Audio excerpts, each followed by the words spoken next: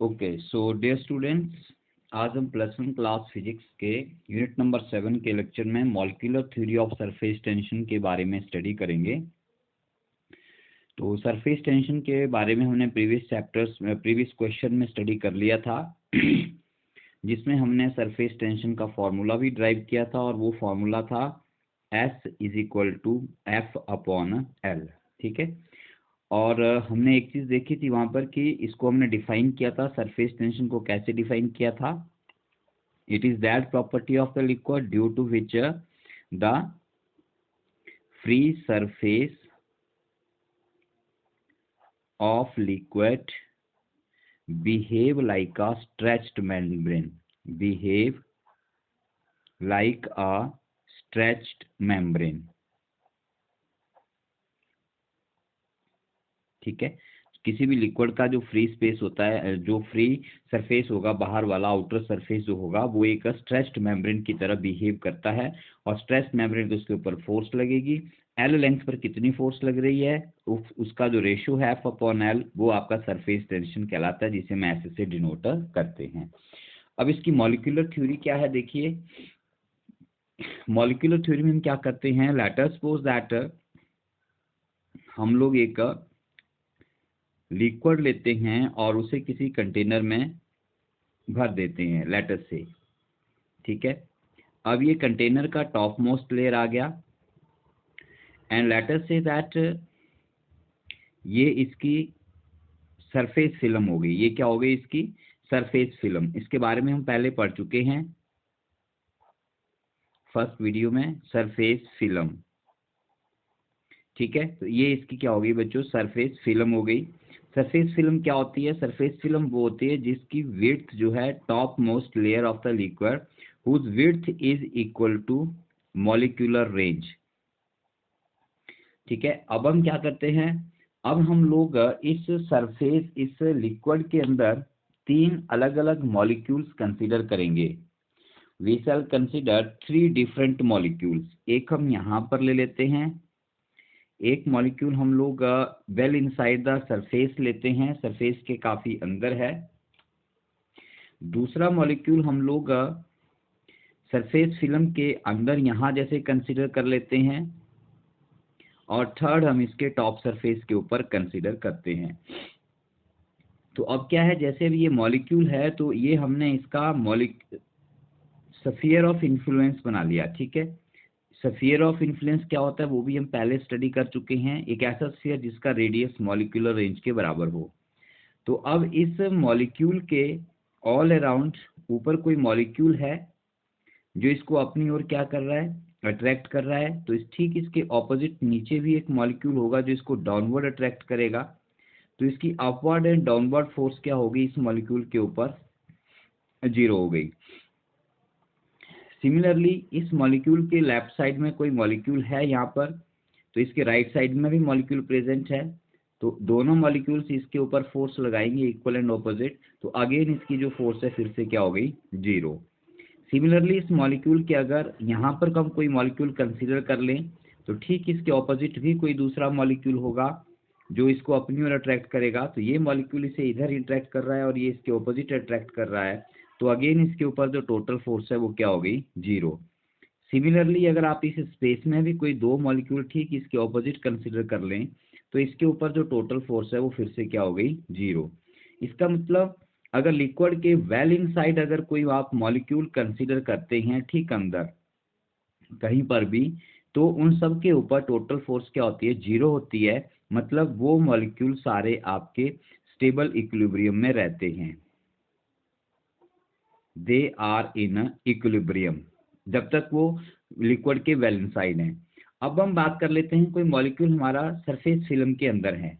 ठीक है, तो सरफेस फिल्म के अंदर है, तो ये जो हमारी सरफेस फिल्म है,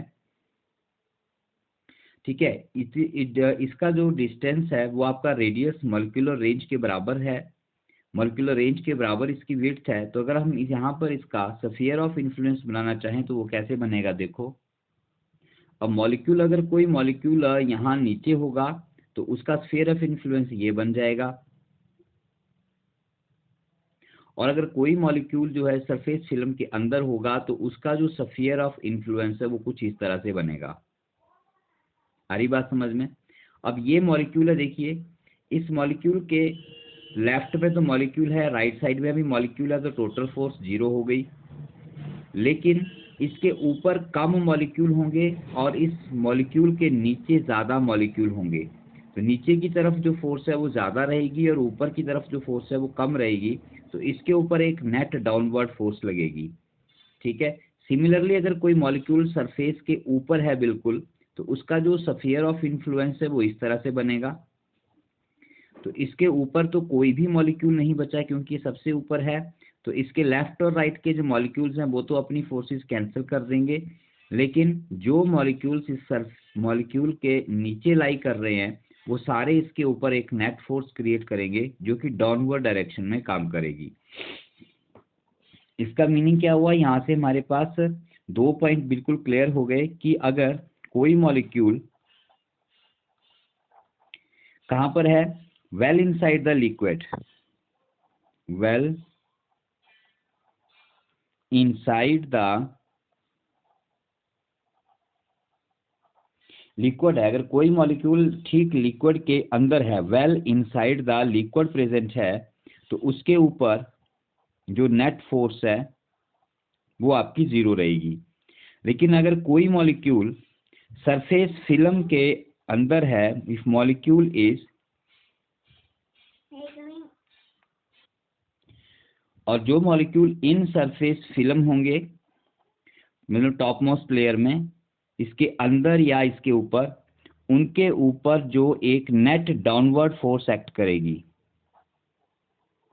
ए net downward force will act on them, will act on them. ठीक है। तो इन मॉलिक्यूल्स के ऊपर कंप्लीटली एक नीचे की तरफ क्या लग रही है, लगातार फोर्स लग रही है। तो इसके ऊपर जितने भी मॉलिक्यूल्स हैं, टॉप मोस्ट लेयर के ऊपर यहाँ पर जितने भी मॉलिक्यूल्स हैं वो सारे आपके डाउनवर्ड अट्रैक्ट हो रहे हैं, they all are being attracted in the downward direction. ठीक है। तो इसके कारण क्या होता है कि इसकी जो आउटर मोस्ट लेयर है उसके ऊपर लगातार एक फोर्स लग रही है नीचे की तरफ, जिसके कारण ये एक स्ट्रेच्ड मेम्ब्रेन की तरह बिहेव करेगी। ये रीजन भी मिल जाता हमको एक यहाँ पर कि इसकी जो फ्री लेयर है, टॉप आउटर लेयर है, वो एक किसकी तरह बिहेव करेगी, स्ट्रेच्ड मेम्ब्रेन की तरह बिहेव करेगी। ठीक है। तो ये है आपका molecular theory of surface tension. अब इसमें एक चीज और आती है, अब मान लीजिए यहाँ से कोई मॉलिक्यूल हमें शिफ्ट करके टॉप लेयर में ले जाना है, सबसे ऊपर पहुंचाना है या सरफेस लेयर के सरफेस फिल्म के अंदर लाना है। तो जैसे जैसे मॉलिक्यूल ऊपर चलता जाएगा, यहाँ तक तो उसके ऊपर कोई फोर्स नहीं लग रही है। जब मॉलिक्यूल यहाँ पर है तो no force is acting on that, molecule यहाँ पर है तो कोई फोर्स एक्ट नहीं कर रही है। तो जब कोई भी फोर्स एक्ट नहीं कर रही है तो उसके लिए जो टोटल वर्क डन है वो क्या रहेगा, 0 रहेगा। लेकिन अगर कोई मॉलिक्यूल सरफेस फिल्म के अंदर आना चाहता है या अंदर आने के बाद ऊपर जाना चाहता है, तो उसके ऊपर एक डाउनवर्ड फोर्स लगना शुरू हो जाती है।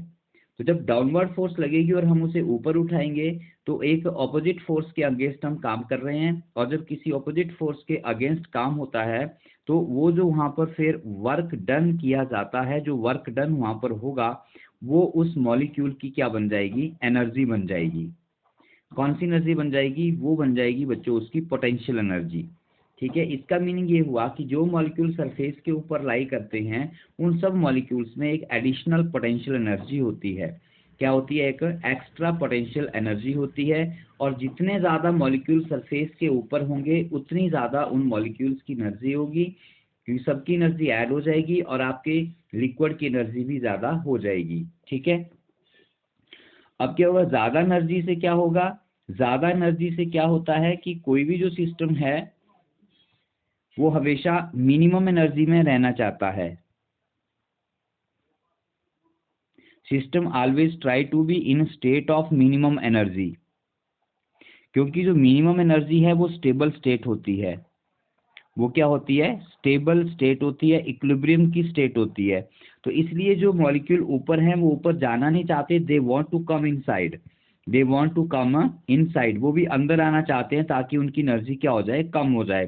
तो जितने भी फ्री सरफेस पर मॉलिक्यूल हैं, they all will try to come downward, तो सारे मॉलिक्यूल नीचे आने की कोशिश करेंगे, लेकिन नीचे ऑलरेडी मॉलिक्यूल्स हैं, वो उनके ऊपर एक आउटवर्ड प्रेशर लगा के रखे हुए हैं, तो जिसके कारण आपके जो टॉप लेयर है या आउटर मोस्ट लेयर है वो एक स्ट्रेच्ड मेम्ब्रेन की तरह बिहेव करती है, जो कि सरफेस टेंशन कहलाती है। ठीक है, अब इसके लिए एक चीज और आ जाती है यहाँ पर कि जैसे इसके लिए सरफेस एरिया मिनिमम हो जाना चाहिए। ठीक है, अब हमें क्या चाहिए, हमें चाहिए मिनिमम एनर्जी। मिनिमम एनर्जी कब होगी, जब हमारे सरफेस के ऊपर जो मॉलिक्यूल है वो मिनिमम होंगे, जब हमारे मॉलिक्यूल सरफेस के ऊपर क्या हो जाएंगे बच्चों, मिनिमम हो जाएंगे। ठीक है, अब जैसे मान लो ये हमारे पास कोई एक लिक्विड है, तो ये लिक्विड की सरफेस आ गई मान लीजिए। ठीक है, तो ये सारे मॉलिक्यूल सरफेस के ऊपर हैं, तो ये सारे मॉलिक्यूल सरफेस के ऊपर कम से कम रहना चाहते हैं, सारे मॉलिक्यूल्स अंदर जाना चाहेंगे, all molecules will try to come inside so that, और एक ऐसी शेप बनाने की कोशिश करेंगे जिसमें कि सरफेस पर कम से कम मॉलिक्यूल रहे। तो उसके लिए हम जानते हैं कि सफियर जो होता है वो एक ऐसी शेप होती है जो गिवन वॉल्यूम के लिए मिनिमम एरिया की बात कहता है, कि वॉल्यूम इसका वही रहेगा लेकिन सरफेस एरिया क्या हो जाएगा, कम हो जाएगा। और वो किस केस में होता है, जब हमारी शेप कैसी होती है, सफियर की होती है। तो इसलिए जो वाटर ड्रॉपलेट्स हैं या मरकरी की जो ओवल्स हैं वो सारे किस में एग्जिस्ट करते हैं, सफियर में एग्जिस्ट करते हैं। तो ये है आपकी molecular theory of surface tension.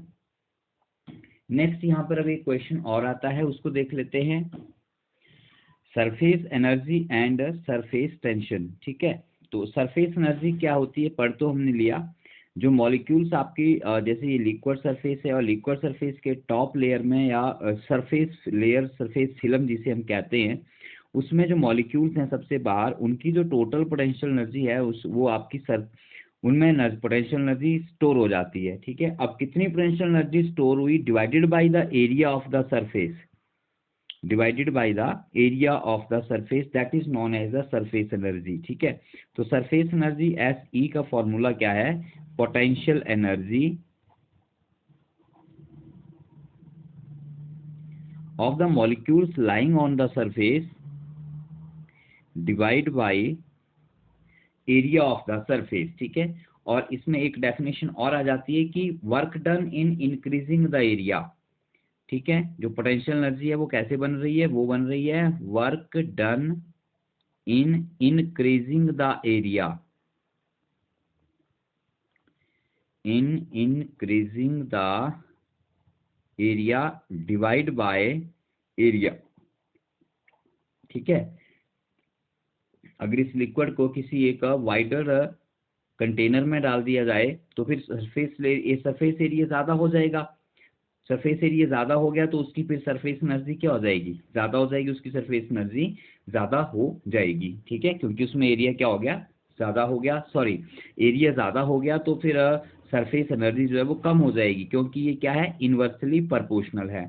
ठीक है, तो एरिया जितना कम रहेगा सरफेस एनर्जी उतनी आपकी ज़्यादा रहेगी। इसके यूनिट क्या होंगे, देखो जब आप इसके एसआई यूनिट की बात करेंगे तो पोटेंशियल एनर्जी के यूनिट होते हैं आपके जूल, और एरिया के यूनिट होते हैं मीटर स्क्वायर, तो ये हो गए जूल पर मीटर स्क्वायर।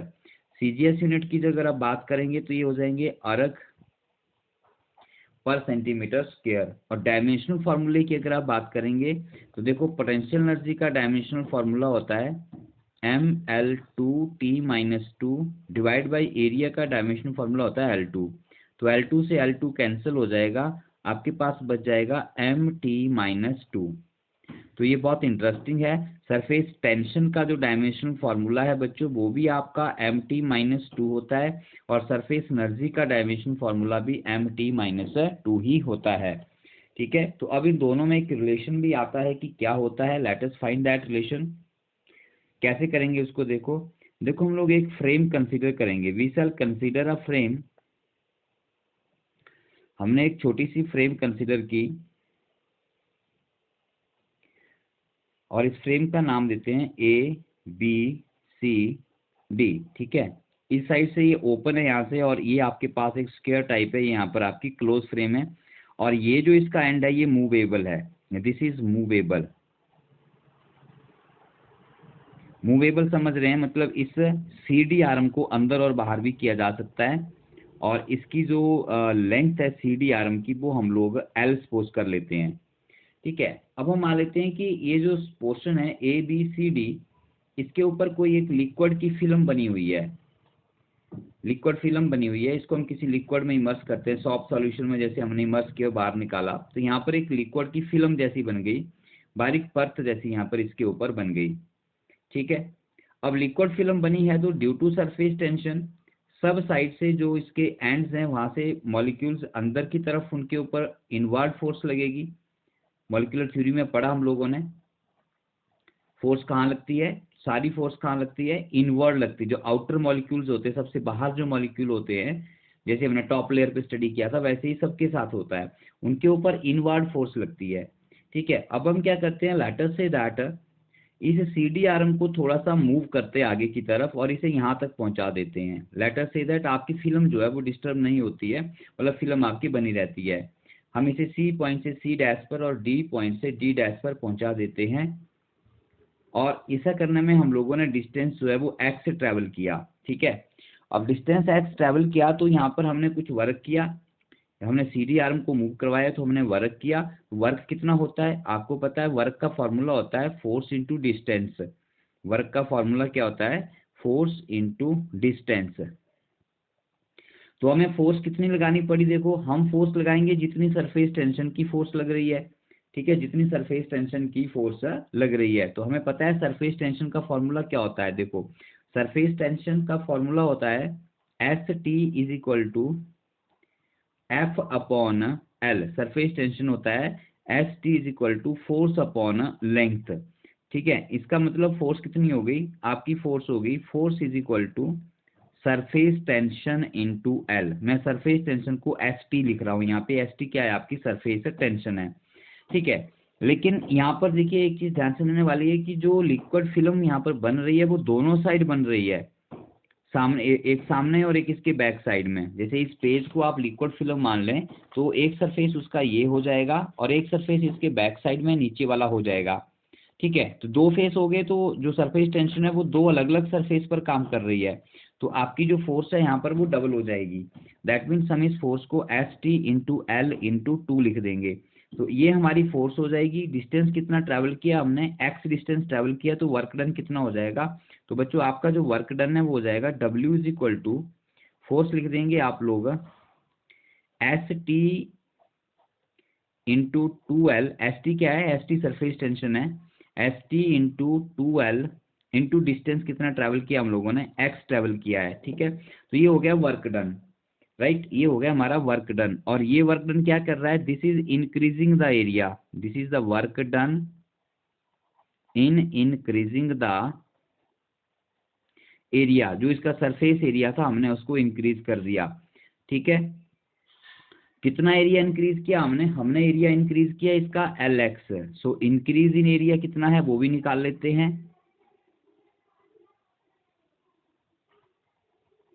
इंक्रीज एरिया, हमने इंक्रीज इन एरिया किया है C डैश D। ये एरिया हमारा इंक्रीज हुआ C डैश D। ठीक है, समझ आ रहा है आपको।